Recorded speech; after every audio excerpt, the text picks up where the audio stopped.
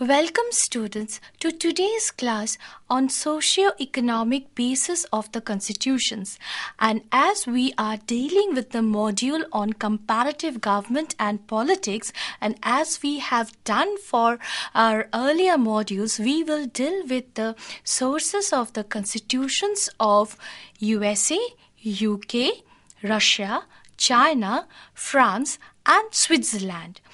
As we are aware that constitutions are the basic guidelines or guiding principles of any political system, whether they are written or unwritten. So it is pertinent to look into what exactly shapes or inspires the constitutions of particular political system. Let us begin with the constitutions or Constitution of United States of America. As we know, it's a very powerful state, that the American legislature is very powerful. It's the American Congress. It comprises two houses, the House of Representatives and the Senate. But where exactly is the source of the American Constitution? If we have to deal with this, we have to go into the history, the constitutional history of the United States. And obviously, if we try to find out the roots of this history, we have to pinpoint at a certain particular event that happened in 1776. And what is that? That is the Declaration of American Independence. And what was this? This was a declaration which was adopted by 13 colonies of the United States as they started their freedom war against the Britishers which had colonized them. And following the American Declaration for Independence, you have another Articles of Confederation which came up in 1781, but it was not so much successful.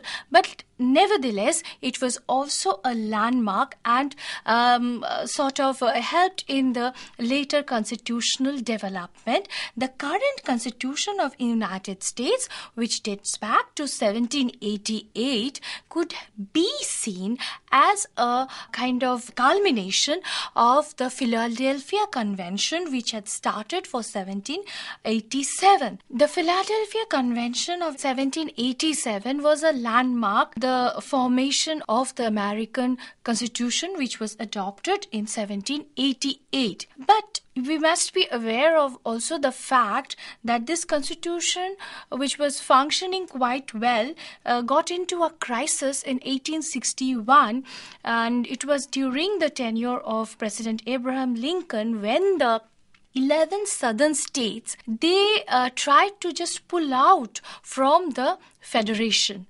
So what happened? They started an American Civil War from 1861 to 65, and ultimately the southern states, they were defeated.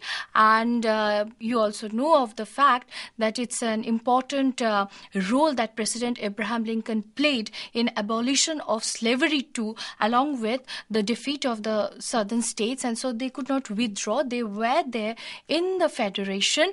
And what happened is that from 1865 onwards, what we find is the growing centralizing tendency that has crept into the American political system, provided that certain clauses in the Constitution that were left ambiguous, added to the powers of the center. So this centralizing tendency that had started, it's still going on, though America claims to be a federation, but we can classify America as a federation with a centralizing tendency. And we know that America is doing extremely well after the global meltdown. Its GDP is one of the highest in the world, and in some of the socio-economic parameters in contemporary international world, international relations that we try to calculate the socio-economic parameters or the well-being of the people, there also America ranks quite high. Its HDI, that is Human Development Index, is also very high. Maybe it's 8th in the world. So the constitution that was drafted and adopted in 1788 is doing quite well. When we talk about Great Britain, we have to keep in mind the kind of government that Great Britain has.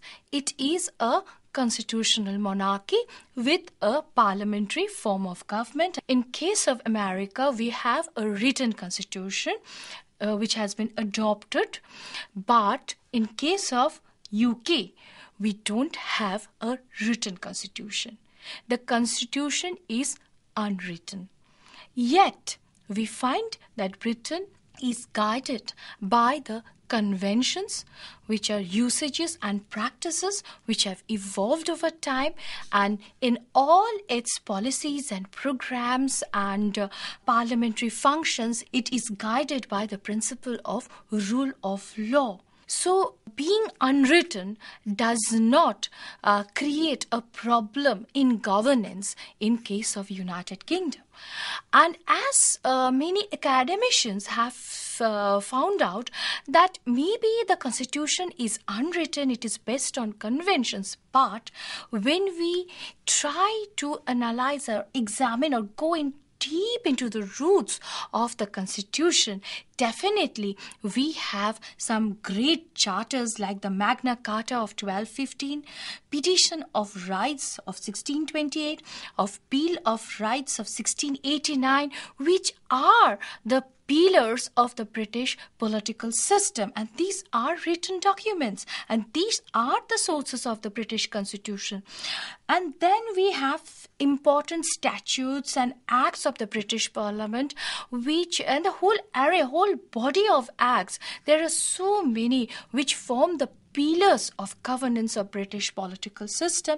We have the Habeas Corpus Act, we have the Reforms Act, we have the Local Governments Acts, we have the Parliament Act, which is very important because that had fixed the term of Parliament to 5 years. So when we find the roots of the British Constitution, we have to point out to the unwritten sources and also the well-documented and statutes and grand charters. And Britain economically is also a very important or highly developed economy of the world. And as in case of USA, I told you that there are socio-economic parameters which we now take into consideration, not only the economic ones by which we try to measure the well-being of the people. So there also the British people or the British government have a good record where their human development index is also very high in the world. Now when we start talking about Russia, we have to go a little bit back down the memory lane. And I would like you people to find out what exactly happened a few decades back. For example, if I ask you a question, what happened in 1991? You will be surprised to know that a huge country like USSR or Soviet Russia, which we were familiar with, it disintegrated into 15 independent republics. And out of this emerged one of the most economically developed and populous among the rest 14. This one was very populous, economically developed, and it was the best among the rest in the line, and this was none other than the Russian Federation. So the Russian Federation is said to be the successor of USSR. So when Russian Federation was formed in 1991, it again had to take upon the job of drafting and adopting an independent or a new constitution for itself. So this was done. It took 2 years, and ultimately in 1993 we found the Russian Federation coming up with a new constitution of its own. And so the source of this constitution is search for identity from the you can say search for identity, because now it was no longer the USSR, but it was Russia. So it had to think differently. It was living in a different time, living in a different world, so it had to take all these things into consideration and then go on drafting the new constitution for itself. But the first article 1 of the constitution, is very significant, and I would request you to go through the article, because these constitutions are very well available on the net. You go through article 1 of the constitution and you will find that specifically it hints at the point that the names Russian Federation and Russia shall be equivalent. The emergence of People's Republic of China is a very fascinating part of history, because it was a result of a long struggle which was waged by the Chinese Communist Party under the leadership of Mao Zedong against the Kuomintang led by Chiang Kai-shek.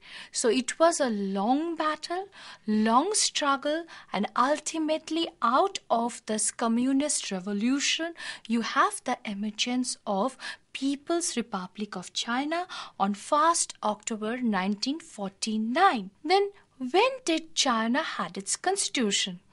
It is very interesting to note that the Chinese constitution was not there at the very first place. Mao Zedong, he did not adopt or go for a constitution. Instead, he had introduced organic laws which comprised 31 articles to guide the governance of People's Republic of China. It was much later, in 1954, that the first constitution of China was drafted and adopted.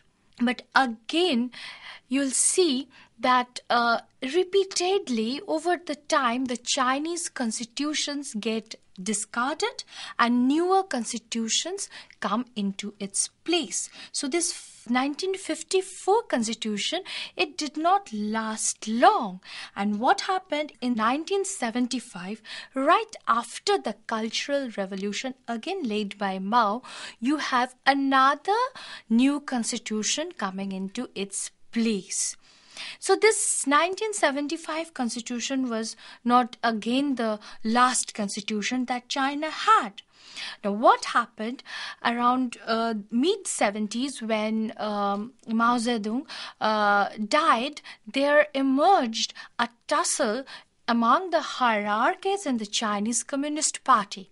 So that particular person who was in power at that point of time, he used to manipulate or get a new constitution introduced, replacing the old one. So after Mao, the person who was in command was Hu Guofeng. And this person, he again introduced a new constitution in 1978.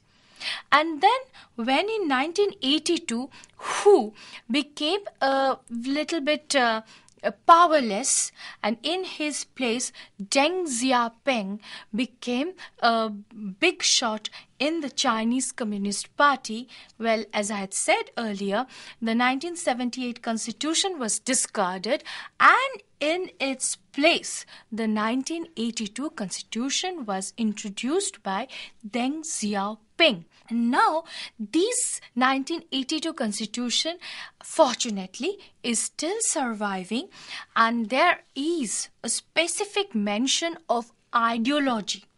You won't find the mention of ideology in the case of USA, UK or Russia. But here in the constitution of China, there's a specific mention of ideology, which states that Marxism, Leninism and Maoism would be the guiding principles of the Chinese political system, and the Chinese Communist Party would play a leading role in the development of the People's Republic of China.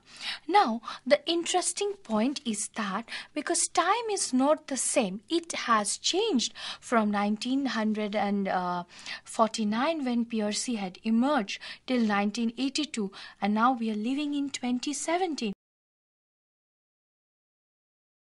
So we find that Deng Xiaoping very cleverly, he also introduced another point. He said that there, along with Marxism, Leninism, Maoism, there would be another principle which would guide the Chinese political system, and that is socialism with Chinese characteristics. And it was very astonishing to find the reverberations of this socialism with Chinese characteristics last year by Xi Jinping. He had underpinned the same ideological principle as Deng Xiaoping has said. Maybe his language was little different, but it is the same. Socialism, the Chinese way. So this is a kind of we can say a very clever garb of mixing capitalism and socialism, because China also now has to thrive in a globalized competitive world. But as we know that China is also a very flourishing economy, but its world's population, it's the country which has the highest population in the world, and but it has very bad human rights records and very difficult to also collect human rights violation, the records or data on human rights violations. But still, Amnesty International, other human rights agency, they do try to map the human rights situations in China, but it's very difficult to get access to those material, to those data. But nevertheless, China is also economically doing well. But as I said that in the beginning of my lecture, that sometimes ideology can also be the base of your constitution. So this turns out to be true in case of People's Republic of China. And this Chinese constitution, as I said, is a product of the communist revolution. So everywhere you will find that it is a handiwork of the Chinese Communist Party. It is the objectives and goals not of PRC but of the Chinese Communist Party, as they visualize the development should be, or what how China should be as far as they conceive. They have put down it in the 1982 constitution, and maybe in the future, if they feel that the 1982 constitution is not doing its or not delivering the best as it thinks, it means the Chinese Communist Party thinks it to be or visualizes it to be, it can just throw away that constitution and have another constitution in its place.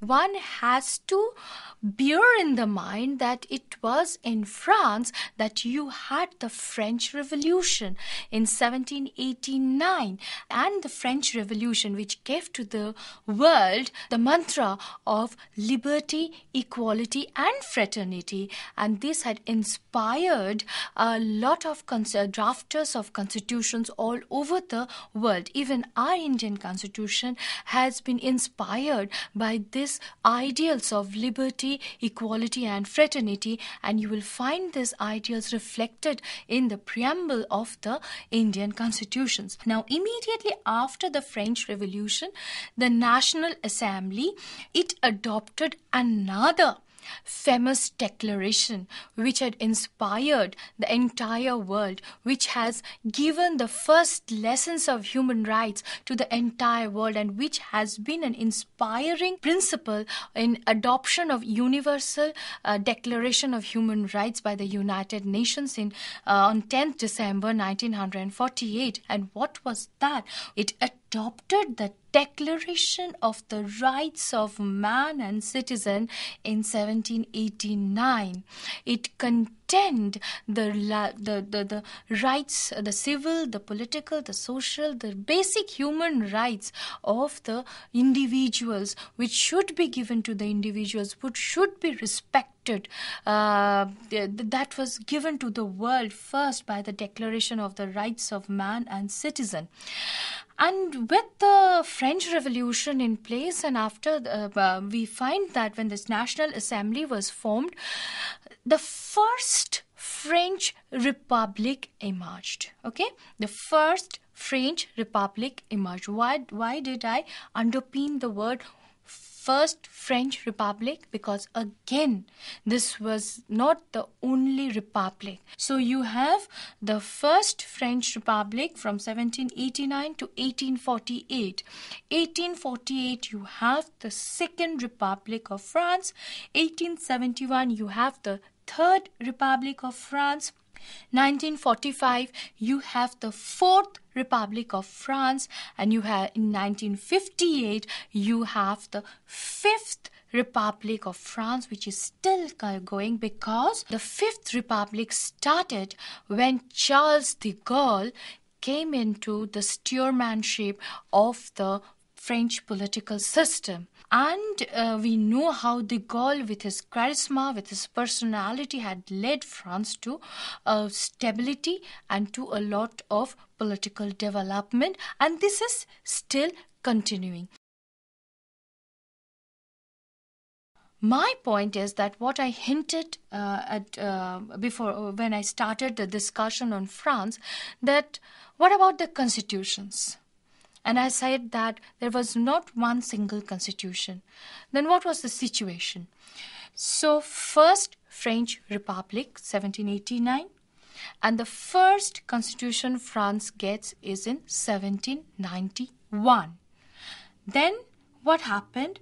In 1792, there was another constitution which was ultimately approved by the public on 1793.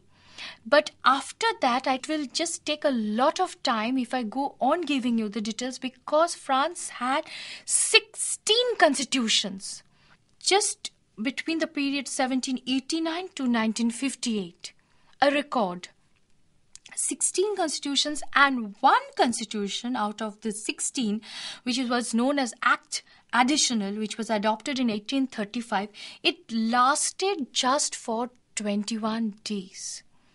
So the instability in your political system gets reflected in the adoption, in the drafting of the constitution. But nevertheless, France, when it was drafting the constitution, whichever it was, it could never come out of the ideals of the French Revolution or the experiences of the French Revolution. So French Revolution has been the motivator or the motivational spirit behind the adoption of the French Constitution. Now we have to look into the Constitution of Switzerland, when it was adopted, or what was actually the motivation behind the adoption of the Constitution, or the consequent amendments or revisions that have been made to the Swiss Constitution. Now we will start from 1848. We won't go earlier, because it was in 1848 that the Federation of Switzerland, it emerged.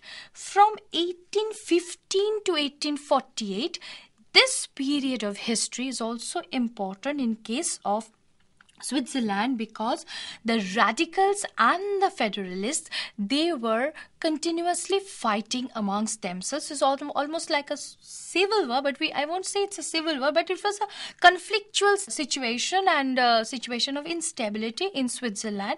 And the bone of contention was that how much autonomy would be given to the cantons of Switzerland. So this fighting was one, and one was obviously for lesser autonomy for the cantons, and other was obviously for more autonomy for the cantons. Ultimately, the Federalists, they won, and that meant that cantons should get lesser autonomy. So when this Swiss constitution was drafted, this thing was in the minds of the drafters of the constitution, and the 1848 constitution hinges upon lesser autonomy of the cantons.